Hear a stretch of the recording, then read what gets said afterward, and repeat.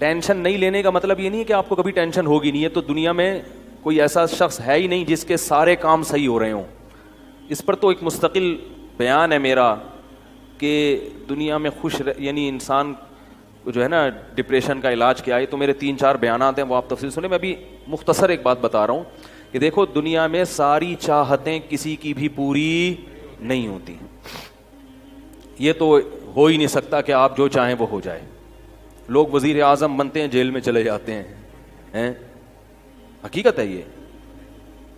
کہاں کہاں انسان پہنچتا ہے, پھانسی کے پھندوں پہ لٹک جاتے ہیں, اور معلوم نہیں کیا کیا ہوتا ہے. تو ساری چاہتیں نہیں پوری ہونے والی ہیں آپ کی. تو اب حل کیا ہے اس کا کہ بھائی ہر خواہش پوری کرو, یہ تو ہو نہیں سکتا. تو بھائی سمجھوتا کر لو. کیا خیال ہے؟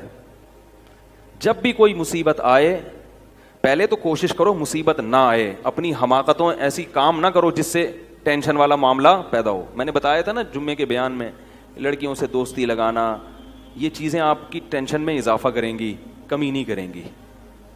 حقیقت ہے یہ. تو یہ چرس پی رہا ہے, چرسیوں میں اٹھ رہا بیٹھ رہا ہے, چرس پینے سے ٹینشن بڑھتی ہے, کم نہیں ہوتی. جب نہیں ملے گی تو پاگل ہوگا نا. تو وہ کام, ایسے کام کرنا جس سے آپ غریب آدمی ہو لیکن رہنا اپنے مالداروں کے علاقے میں شروع کر دیا, اس سے ٹینشن بڑھے گی, احساس کمتری کا شکار ہو جاؤ گے. یار اس کے پاس بھی گاڑی, یار اس کے پاس کرولا, میرے پاس رکشا, خام خا کی. تو آپ کو چاہیے تھا کہ جب آپ رکشا ہے تو ایسے علاقے میں جاؤ جہاں سب کے پاس کیا ہے, رکشا ہے. دکان پکوڑوں کی ہے اور سوچیں کروڑوں کی. یہ خام خواہ میں لوگ ٹینشن میں آئے ہوئے ہیں. میں نے ڈیفنس کے لوگوں کو بھی ٹینشن میں دیکھا ہے. 1000 گز کا بنگلہ ہے, کروڑوں روپے کما رہے ہیں مگر ٹینشن میں ہے. یہ میں ہوائی باتیں نہیں کر رہا. لوگ آتے ہیں کیوں ٹینشن میں کہ پڑوسی کے پاس اس سے بھی زیادہ ہے. تو یہ ٹینشنیں قدرت کی طرف سے نہیں ہیں, یہ آپ کی اپنی پالی ہوئی ہیں. تو نبی حدیث میں نبی صلی اللہ علیہ وسلم نے فرمایا دنیا میں ہمیشہ اپنے سے کمتر کو دیکھو. یار میرے پاس رکشا ہے اور فلاں آدمی قسطوں پہ بھی رکشا خریدنے کی صلاحیت نہیں رکھتا. سڑکوں پہ فٹ پاتھوں پہ پڑے ہوئے ہیں. 3 دن پہلے صدر گیا میں تو دیکھا فٹ پاتھ پہ لوگ پڑے ہوئے ہیں. میں نے کہا یار یہ بھی لوگ ہیں, نہ گھر ہے نہ بال بچے. ایک کنوارے کا فون آیا, ایسے جیسے وہ نہیں ہوتی, کیا بولوں میں, ایسے طنز کر رہا تھا. کہہ رہے یار کوئی رشتہ ہی نہیں دیتا, یہ زندگی کوئی زندگی ہے. تو میں نے سوچا, میں نے کہا دیکھو وہ جو صدر میں فٹ پاتھ پہ پڑے ہوئے ہیں نا, ان کو کوئی دے گا رشتہ؟ میں نے کہا تمہیں ابا نے گھر میں رکھا ہوا ہے, روٹی پانی پنکھا سب مل رہا ہے, دعا کرتے ہیں اللہ کوئی انتظام کر دے.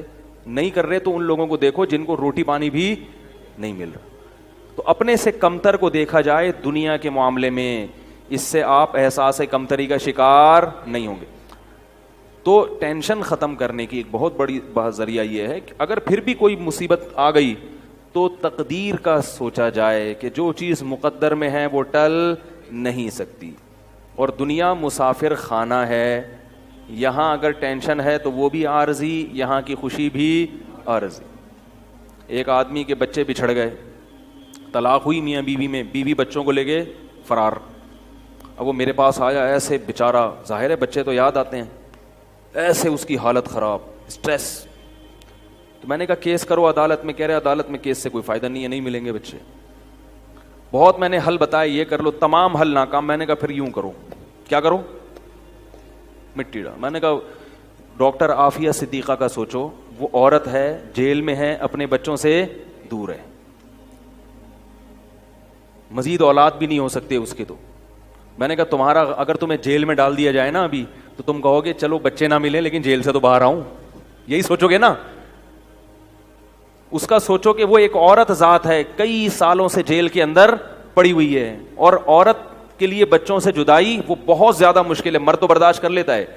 تو میں نے کہا اب جو چیز بس میں نہیں ہے اس پہ غم کرنا فضول, مٹی ڈالو ایسے, اور شادی کرو اور مزید نئے بچے پیدا کرو.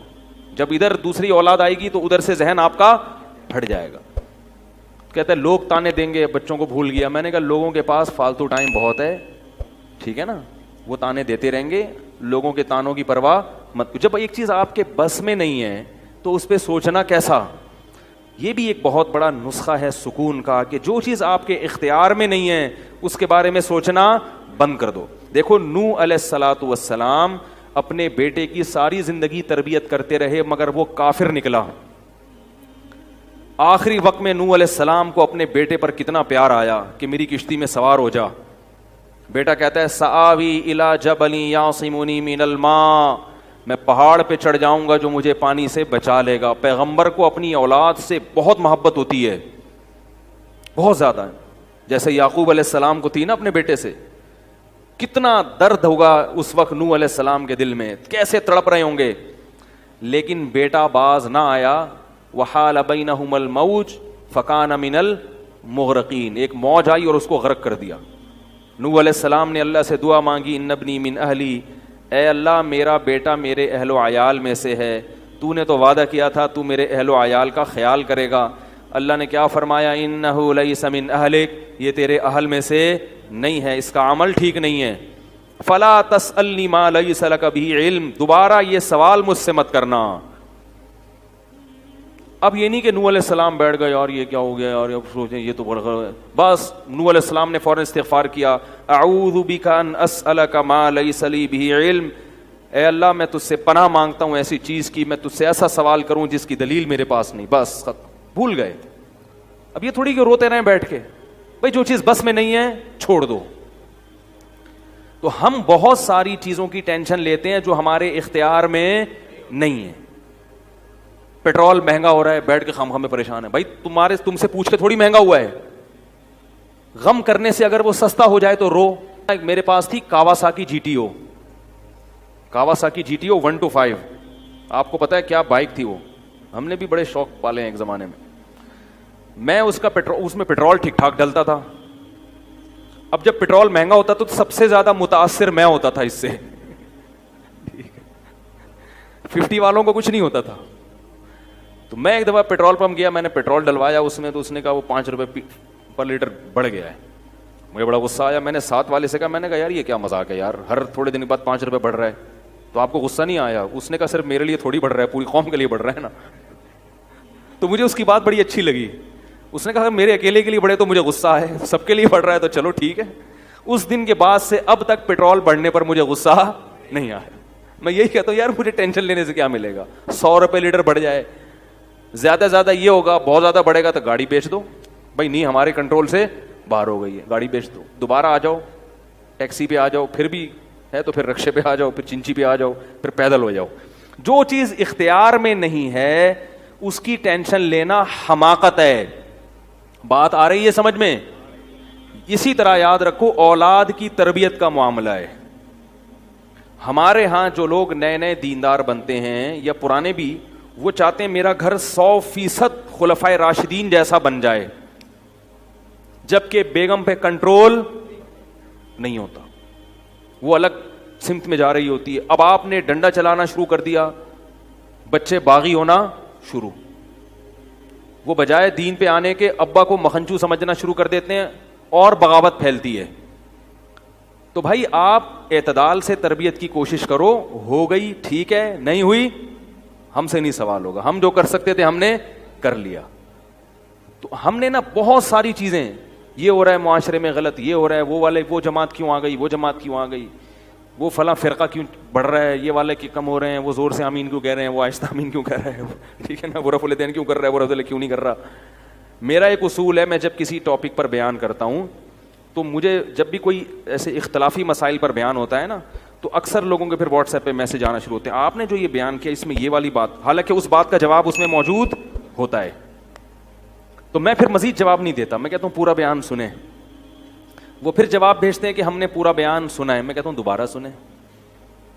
کہتا ہے سنا تو ہے, مجھے جواب نہیں ملا, جبکہ مجھے پتا ہوتا ہے جواب اس میں ہے. میں کہتا ہوں پھر تیسری بار دوبارہ سنیں, کیونکہ اس سے زیادہ کہ ہم مکلف نہیں. اب یہی تھوڑی کہ ایک ہی چیز کو لے کے پھر وہی سوال وہی جواب وہی سوال وہی جواب. پبلک کے پاس تو ٹائم ہے, وہ تو کرتے رہیں گے اور آپ کی صلاحیتیں بیکار ضائع ہوتی رہیں گی. بھائی ہم جب ایک ٹاپک پر بات کی, پورا کور کیا اس کو, مجھے اچھی طرح معلوم ہے آپ کے ان تمام سوالات کا جواب اس میں موجود ہے. اب بار بار سوال کرو گے تو ہم نئے سرے سے جواب دے کے ٹائم ضائع. یہ ٹینشن ہے خام خواہ کی کیوں پالیں؟ ٹینشن پتہ ہے کیا ہوتی ہے؟ ٹینشن یہ ہوتی ہے کہ یار اتنی تفصیل سے میں نے بیان کیا پھر بھی لوگوں کی سمجھ میں نہیں آ رہا, ہائے یہ کیا یار, یہ کیا ہے. اس سے آپ خام خواہ میں آپ کے سر کے بال غائب ہوتے رہیں گے. تو ہم یہی کہیں گے اے اللہ ہم سے جو ہو سکا تھا ہم نے کر دیا, اب سمجھ میں آنا سمجھانا کس کے بس میں ہے؟ اللہ کے بس.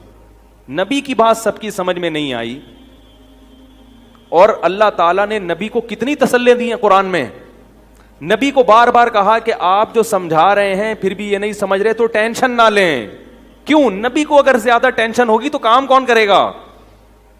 قرآن میں سینکڑوں آیتیں ہیں جو صرف تسلی پر مبنی ہیں, جن میں نبی کو کیا دی جا رہی ہے؟ تسلی. لعلک باخع نفسک علی آثارہم, کہیں ایسا نہ ہو کہ ان کی ہدایت کے پیچھے آپ کی جان ہی ہلاک ہو جائے, یعنی غم سے. کیونکہ نبی صلی اللہ علیہ وسلم حیران ہوتے تھے کہ ان کو میں نے معجزے بھی دکھا دیے, اور میں نے بتایا کہ یہ بت ہیں جن جو نہ سن سکتے ہیں, نہ دیکھ سکتے ہیں, نہ بول سکتے ہیں, ہر طرح سے سمجھا دیا. ٹھیک ہے, اور میری 40 سالہ زندگی بھی انہوں نے دیکھی کہ زندگی میں کبھی میں نے جھوٹ نہیں بولا, امین اور صادق مشہور ہوں. اور یہ پیغمبروں کا انتظار بھی کر رہے تھے کہ ایک نبی آنے والا ہے. سب چیزیں ہو گئیں پھر بھی نہیں مان رہے, تو ٹینشن تو ہوتی ہے نا. تو قرآن نبی کو کیا کہہ رہا ہے کہ مزید ٹینشن لیں؟ نہ قرآن ٹینشن کیا کر رہا ہے؟ کم. نہ ٹینشن نہ لیں, ٹینشن نہ لیں. ما انت علیہم بمسیطر, آپ ان پر نگہبان نہیں ہیں, داروغہ نہیں ہیں, گن پوائنٹ پہ نہیں لائیں گے آپ کسی کو, آپ سے سوال نہیں ہوگا. آپ بلغ ما ارسل الیک من رب انزل الیک من ربک, آپ کا کام ہے پہنچانا. یہاں تک کہ اپنے سگے چچا ایمان نہیں لے کر آ رہے, جنہوں نے آپ کو پالا بچپن سے. چلو وہ تو دشمن تھے, وہ ایمان نہ لائیں تو انسان صبر کرتا ہے, یہ تو دشمن ہے. اپنے سگے چچا جنہوں نے بچپن میں پالا, کفالت کی آپ کی, 3 سال رسول اللہ صلی اللہ علیہ وسلم کا بائیکاٹ کیا ہے قریش نے, کھانا پینا بند کر دیا, شعب ابی طالب کی گھاٹی میں بند کر دیا بنی ہاشم کو, کہ ان کا 3 سال تک کوئی لنک نہیں ہوگا ان سے, تاکہ یہ رجوع کریں اپنے دین سے. ابو طالب بھی آپ صلی اللہ علیہ وسلم کے ساتھ اس گھاٹی میں بند ہوئے, ایمان نہیں لائے مگر اپنے بھتیجے کا ساتھ دیا. اتنے اچھے چچا لیکن ایمان نہیں لائے. کیسا نبی کا دل کڑتا ہوگا کہ نہیں ہوگا؟ موت کے وقت آ کے نبی نے کہا کہ ایک دفعہ کلمہ پڑھ لیں تاکہ قیامت کے دن آپ کی بخشش کر سکوں, سفارش کر سکوں, آپ کی اللہ سے بخشش کی دعا کر سکوں. کیسا دل مچلتا ہوگا نا. ابو طالب کو خیال آیا کلمہ پڑھنے کا. قریش کے جو سردار تھے انہوں نے ابو طالب کو دیکھنا شروع کر دیا کہ کلمہ, کتنا غصہ آیا ہوگا نبی کو ان سرداروں پہ کہ میرا چچا جس نے میری اتنی کفالت کی, مجھ سے اتنی محبت کی, آج وہ میرے سامنے جہنم کی آگ میں داخل ہو رہا ہے اور یہ کمبخت کھڑے ہوئے اس کو ورغلا رہے ہیں. ابو طالب نے چند اشعار کہے کہ اگر مجھے یہ ڈر نہ ہوتا کہ عرب کہیں گے کہ ساری زندگی اسلام نہیں لایا, موت کے وقت موت کے ڈر سے باپ دادا کا دین چھوڑ دیا, یہ ڈر نہ ہوتا تو آئے محمد آج میں تیری آنکھیں کلمہ پڑھ کے ٹھنڈی کر دیتا. لیکن اس کو انہوں نے غیرت کا مسئلہ بنا لیا کہ میں مروں گا تو سردار کہیں گے کہ یہ ایک زبان والا نہیں ہے. زبان تبدیل کر لی انہوں نے, کرنا تھا تو پہلے ایمان لاتا نا, اب کیوں.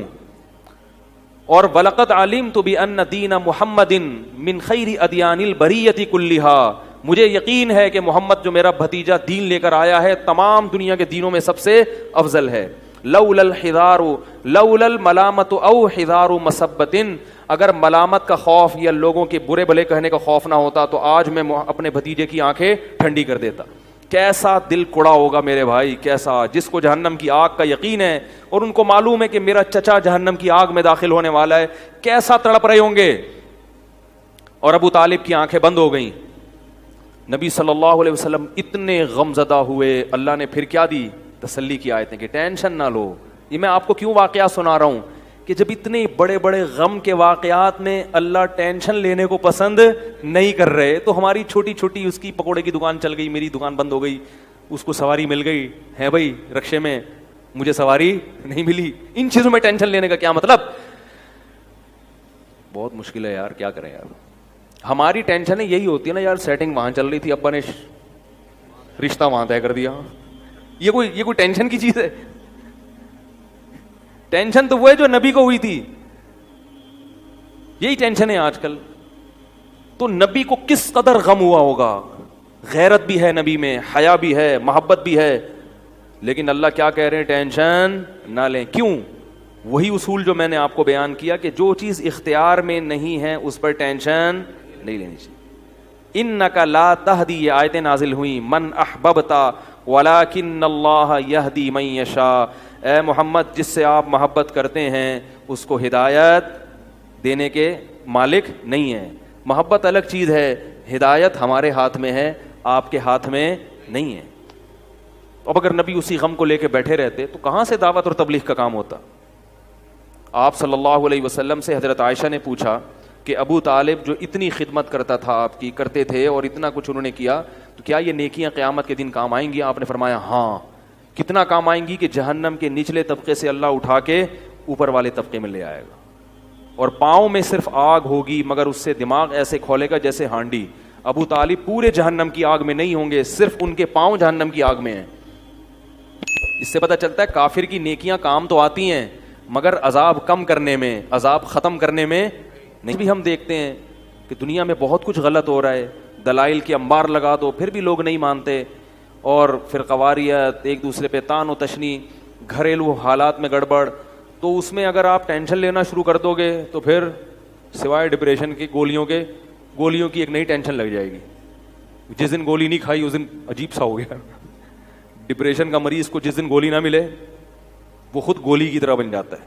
وہ پھر کئی لوگوں کو گولیاں کھانی پڑتی ہیں اس سے بات چیت کے بعد. تو اس لیے میرے بھائی دو چیزیں یاد رہیں گی، ایک نیند اور دوسرا ٹینشن. جتنا ہو سکے پھر بھی اللہ کی طرف سے ہوتی ہے، ایسا نہیں ہے کہ ناممکن ہے 100% ختم ہو جائے، یہ تو ممکن نہیں ہے، لیکن بہت سی چیزیں خود مسلط کی ہوئی ہیں. رہا مسئلہ نیند کا، اب یہ ٹاپک پورا چینج ہو گیا تو میں مکمل ہی کر دوں.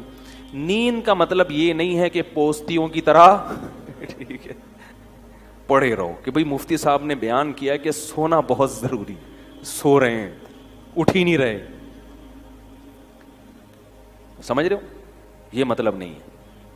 جیسے کھانا اس وقت فائدے مند دے گا جب بھوک لگ رہی ہے، اور اتنا کھانا فائدے مند دے گا جتنی بھوک ہے. زیادہ کھاؤ گے تو طاقت اور توانائی نہیں آئے گی، پھٹو گے.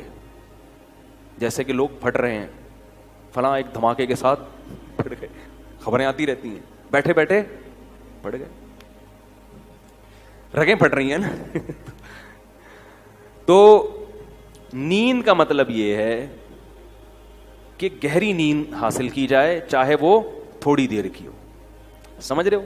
اب اس پہ باقاعدہ ٹائم لینڈر والے نا ایک سلیپ مینجمنٹ کرواتے ہیں، وہ میں نے کی بھی ہے سلیپ مینجمنٹ کی، اگرچہ میرا بھی اس پر پورا عمل ہے نہیں لیکن بہرحال کی بھی ہے وہ میں نے.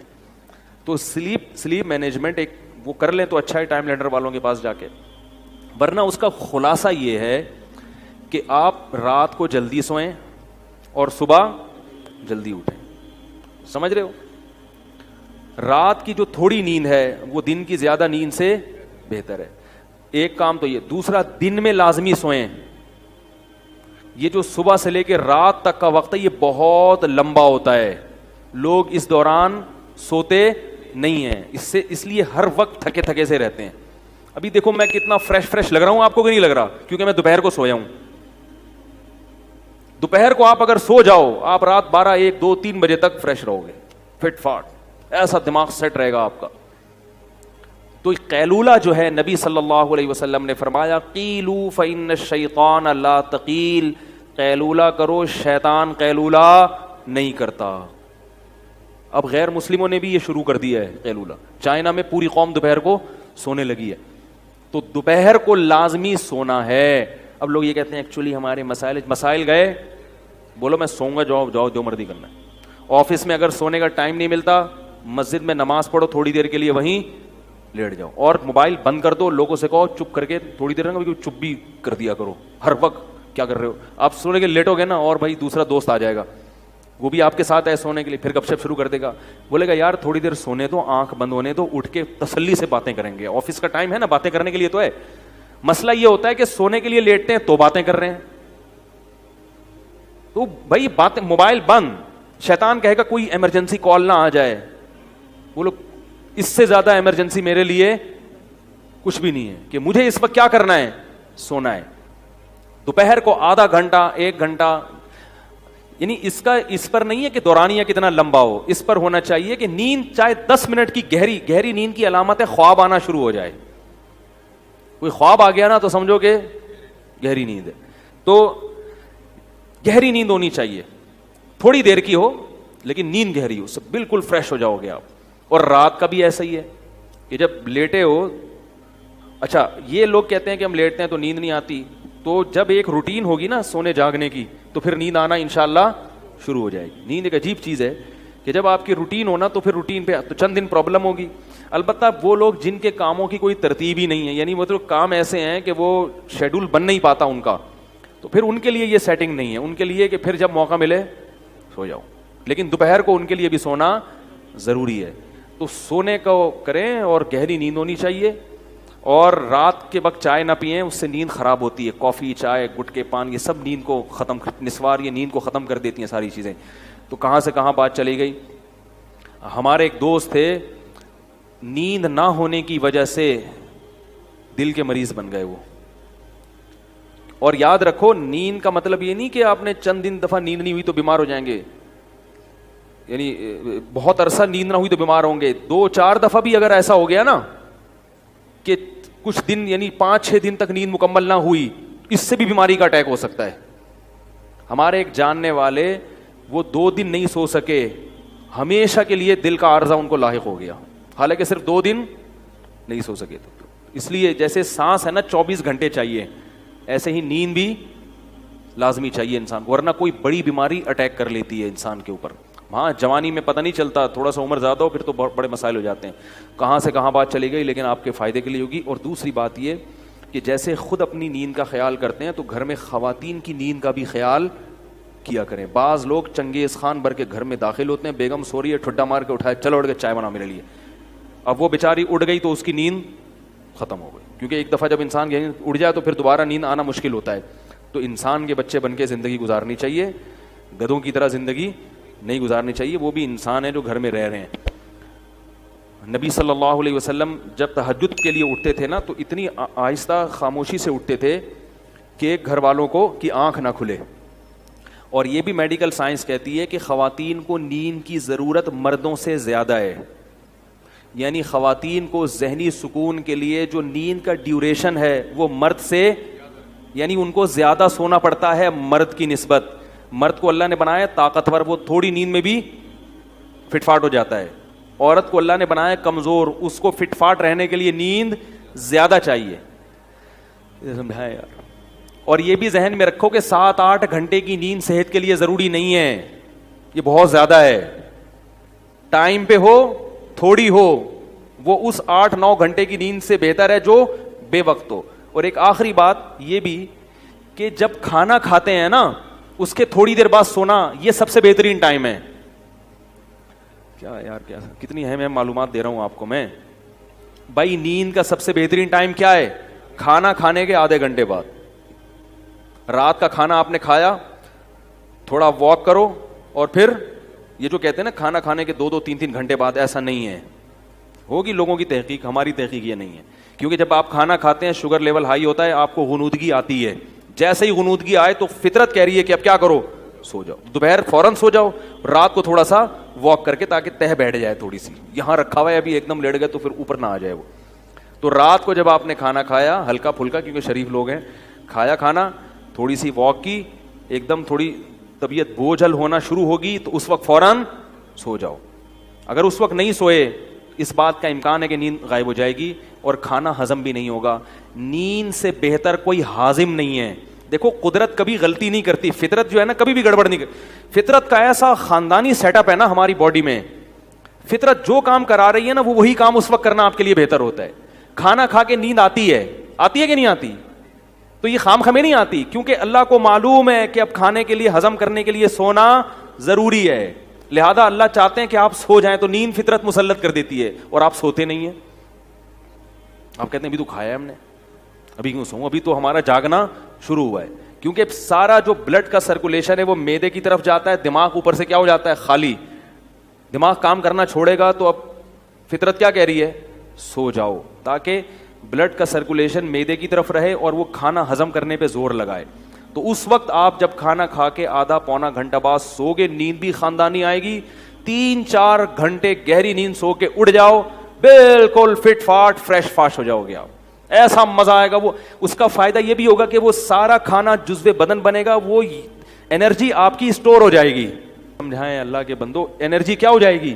اسٹور. پھر جب اٹھو گے نا جسم میں طاقت بھی ہوگی, فریش بھی ہوگے, پھر اپنے کاموں میں لگ جاؤ. سمجھ میں نہیں آ رہی میرا خیال ہے. پھر اگر تھک گئے, پھر غنودگی آنا شروع ہوئی, تو دوپہر کو قیلولہ کرنا ہے. اس سے پہلے یہ نہیں کہ پھر سو جاؤ. باقاعدہ جو لیٹنے والا سونا ہے وہ 2 ٹائم ہونا چاہیے. لیٹ کے سونا, ایک رات کو 3-4 گھنٹے گہری نیند والا, اور ایک دن میں قیلولہ. اس کے بعد اگر درمیان میں کہیں نیند آتی ہے نا, جیسے کیونکہ یہ بھی بڑا لمبا, آپ سو گئے رات کو 10 بجے گہری نیند, 11, 12, 1, 2 بجے اٹھ جائیں آپ, 4 گھنٹے بہت ہیں. گہری نیند میں 4 گھنٹے, 2 بجے اٹھیں, غسل کریں, فریش ہو جائیں, فٹ فاٹ ہو جائیں, اپنے کاموں میں بس لیپ ٹاپ لے کے بیٹھ جائیں, تہجد پڑھیں, تلاوت کریں, کچھ نہیں تو اچھلیں کودیں. ٹھیک ہے نا. اب سونے کا کیا فائدہ بھائی, کیونکہ زیادہ سونا بھی نقصان دہ. اب آپ دوپہر سونا ہے نا, تو درمیان میں وقت بہت لمبا ہے. اب اگر آفس میں کہیں نیند آ رہی ہے تو پھر 5 منٹ کے لیے بھی کہیں سر رکھ کے سو جائیں گے نا, وہ بہت زیادہ فریش کر دے گا آپ کو. یہ تجربہ کریں, آپ کو مزہ نہ آئے پیسے واپس. آپ دیکھو آپ کا ٹائم اتنی کم ڈیوریشن ہوگا نیند کا, باقی سارا ٹائم کام کے لیے بچے گا اور ہر وقت فریش رہیں گے آپ. یہ باتیں بتانے کے لوگ 50-50 ہزار روپے لیتے ہیں, جو میں آپ کو فری پھوکڑ میں بتا رہا ہوں. سمجھ رہے ہو, ایک بندے سے لیتے ہیں جو فری پھوکڑ میں بتا رہا ہوں میں. اور یہ باتیں بھی ہم نے پیسے دے کے سیکھی ہیں, فری میں بھی نہیں ملی ہم کو. سمجھ میں آ رہی ہے بات. 3-4-24 گھنٹے میں آپ بمشکل 5 گھنٹے سو گے, لیکن ہر وقت فریش نظر آؤ گے آپ, اور صحت اچھی ہوگی, کولیسٹرول ختم ہو جائے گا, ویٹ کم ہو جائے گا آپ کا. سمجھ رہے ہو. تو جب درمیان میں نیند آئے نا, تو لیٹ کے نہیں سونا, ایسے سونا ہے جیسے گورنمنٹ کے آفیسر دفتروں میں سوتے ہیں, پولیس والے جیسے تھانے میں سوتے ہیں. وہ باقاعدہ لیٹ کے نہیں, وہ ہر وقت ایسے منہ پہ ٹوپی رکھ کے سو رہے ہوں. FIR کٹوانے جاؤ تو خراٹے لے رہے ہوں گے, اٹھانا پڑتا. مجھے اچھی طرح یاد ہے, میں ایک جگہ کہیں گیا سفر پہ, کام بہت زیادہ تھا. تو اب دن رات سے جاگے 10 بجے نا ہم کلاس لے رہے تھے کہیں, بہت سخت نیند آنے لگی. تو کلاس میں 10 منٹ کا وقفہ ہوا, چائے اور وہ جو بھی وقفے ہوتے ہیں, کافی. تو مجھے یہ فلسفہ معلوم تھا کہ بھئی اب اگر سو گئے لمبا تو دوپہر کا قیلولہ وہ نہیں ہو سکتا, اس کو بچانا ہے, وہ ضروری ہے. تو مجھے یاد ہے میں تھا اور میرے ساتھ ایک اور بھی تھے, آفیسر تھے, وہ کسی گورنمنٹ کے ادارے میں. ہم دونوں گئے, ہم نے کہیں کونا کھانچا تلاش کیا, چادر بچھائی, 5 منٹ کے لیے الارم لگا کے لیٹے ہیں, کیونکہ صرف ہمارے پاس 5 منٹ تھے. واقعتاً 5 منٹ میں اتنی گہری نیند آئی ہے, 5 منٹ الارم بجا تو پتہ ہی نہیں چل رہا تھا ہم کہاں ہیں. یہ ہوتا ہے جب آپ تمیز سے سوتے ہو نا اس شیڈول کے تحت, تو ایسا ہی ہوگا. ابھی کیا لیٹے ہوئے ہیں, کروٹیں بدل رہے ہیں, نیند ہی نہیں آ رہی, کوئی شیڈول ہی نہیں ہے. تو 5 منٹ سوئے ہیں, اس کے بعد وضو کیا, آ کے بیٹھے, اتنے فریش کہ بالکل فٹ فاٹ. تو یہ بہت اہم چیز ہے. اس سے کیا آپ کے چیمبر کیا رہے گا, چیمبر صحیح کام کرے گا. کیونکہ جیسے نیند صحت کے لیے ضروری ہے, غیر ضروری نیند صحت کے لیے نقصان دہ بھی ہے. دماغ موٹا ہو جاتا ہے, جو زیادہ سوتے ہیں نا وہ ذہین نہیں ہوتے, نظر کمزور ہو جاتی ہے ان کی, کولیسٹرول بڑھنے لگتا ہے جسم میں. جو بے وقت سوتے ہیں ان کو شوگر کی بیماری پیدا ہوتی ہے. سمجھ میں نہیں آ رہی یار کیا کریں. بے وقت سونے سے کون سی بیماری پیدا ہوتی ہے؟ کیونکہ آخری بات, ہر بات آخری کہہ کے آخری چلا رہا ہوں, ٹاپک تو مکمل ہو نا. دیکھو آپ نے دیکھا ہوگا مرغیاں غروب آفتاب ہوتے ہی ڈڑبوں کے اندر گھستی ہیں, اور جیسے ہی صبح کا سورج طلوع ہوتا ہے مرغا پہلے اٹھتا ہے, کیونکہ وہ نر ہے, اس کو کم نیند چاہیے نا. آدمیوں کو نیند کم چاہیے ہوتی ہے, لیڈیز کو زیادہ. تو مرغا پہلے اٹھ کے اذانیں دینا شروع کر دیتا ہے, بھائی میں اٹھ گیا ہوں, ڈیوٹی دینا شروع اس نے. تبھی حدیث میں آتا ہے مرغے کو برا بھلا مت کہو, یؤذن للصلاۃ, وہ نماز کے لیے جگاتا ہے. کیسے اللہ نے اس کی شیڈو, وہ شکر ہے ہمارے ہتھے, ہماری ٹریننگ میں آتا نا تو مرغا 11 بجے سو کے اٹھ رہا ہوتا, اور مرغیاں 1:45 بجے, کیونکہ وہ لیڈیز ہیں. کتنی اچھی, کیونکہ ان کو جو ایسا ہونا نا, اللہ نے وہ سافٹ ویئر ان میں انسٹال کر دیے, اور انسانوں کی دسترس سے ان کو کیا کر دیا, آزاد. جیسے ہی سورج غروب ہوگا مرغیاں ڈڑبوں کی طرف جائیں گی, مرغا بھی جائے گا. ساری دن بھر کی شرارتوں سے توبہ کرے گا, استغفار کرے گا, اس کے بعد ڈڑبے کی طرف جائے گا اور سر اپنا جو ہے نا پر کے اندر دے کے ایک ٹانگ پہ کھڑا ہو کے سو جائے. سارے پرندے یہی کرتے ہیں, کوے بھی یہی کرتے ہیں. پھر جیسے ہی 4 بجیں گے, صبح صادق ہوگی, مرغے نے اٹھ کے اذانیں دینا شروع, کیسا فریش, اور مرغیاں سورج نکلتے ہی پڑپڑانا ایسی چہکنا شروع کریں گی.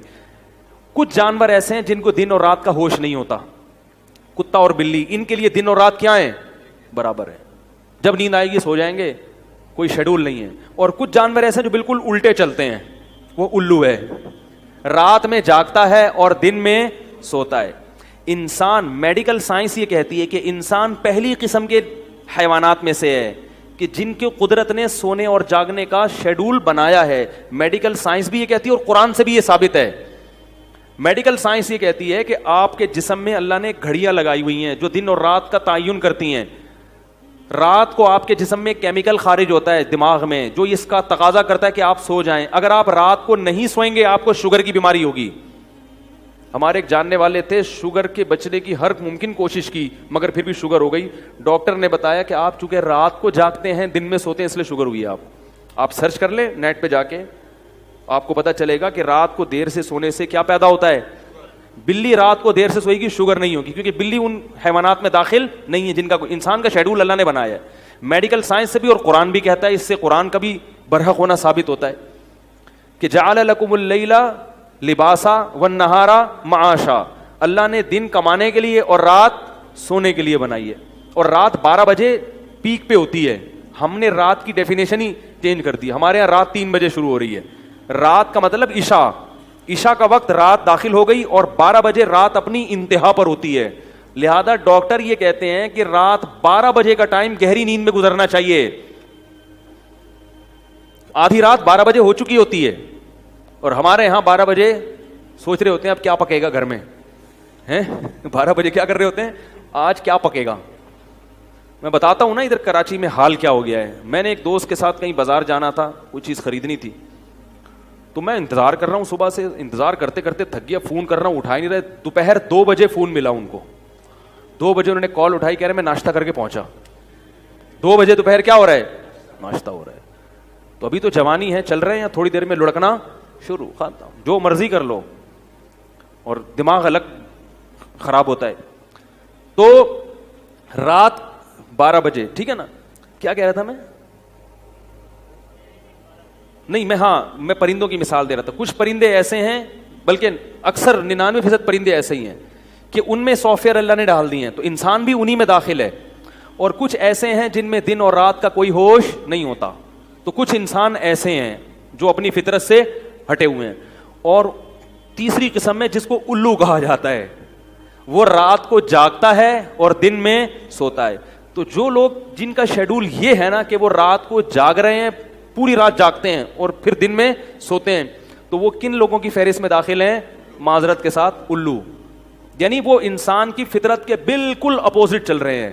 تو بھائی اگر آپ بالکل نیچر پہ نہیں آ سکتے تو بالکل اپوزٹ تو نہ چلو, اللہ کے بندو آ جاؤ, صحیح ہے نا, تھوڑے سے الو بن جاؤ, مکمل الو. تو جو الو کے کام ہیں وہ آج حضرت انسان کر رہا ہے, تو بیمار تو ہوگا. تو بات یہاں سے شروع ہوئی تھی کہ سب سے زیادہ کس کی حفاظت کرنی ہے, اپنے چیمبر کی. تو چیمبر کی حفاظت کے لیے یہ 2 چیزیں میں نے آپ کو بیان کی ہیں. 1 منٹ, یہ صحیح سیٹنگ پہ رہیں گی تو انشاءاللہ پھر آدمی دین پہ بھی چلتا ہے.